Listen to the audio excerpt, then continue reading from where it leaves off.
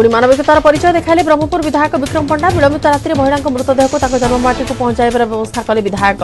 गंजाम जिला सोरडा ब्लॉक बड़गड़ थाना गौड़गोठ गाँव बिरंची मल्लविशोई और पत्नी अर्चना दलपति केरल निज गाँव को ट्रेन जोगे फेरिया बेले अर्चना स्वास्थ्य अवस्था गुरुतर होता। स्वामी अनुरोध क्रमे पलासाठारे डाक्तरी टीम अर्चना को चिकित्सा आसते किंतु दुर्भाग्यवशतः डाक्तर मृत घोषणा करते। बिरंची भांगी पड़ी कांदी कांदी यह विषय निज आत्मीय मान जन विलंबित राति जो किपर शव व्यवच्छेद हम ताकू चिंतार पड़ते आउ कौन सूत्र ब्रह्मपुर विधायक नंबर पाई साहाय्य मागिथिले। राति 12टा पर विधायक विक्रम पंडा संगे संगे टीम को कथा बुझा निर्देश देवा उपजिलापाल भंजनगर को विषय अवगत कराई। भंजनगर उपजिलापाल समस्त साहाय्यर प्रतिश्रुति विधायक को देते। विधायक निजे और टीम पलासा पुलिस और डाक्तरी टीम सह जोगसूत्र रक्षा कर मृतदेह को विलंबित रात्रि ही व्यवच्छेद कराई।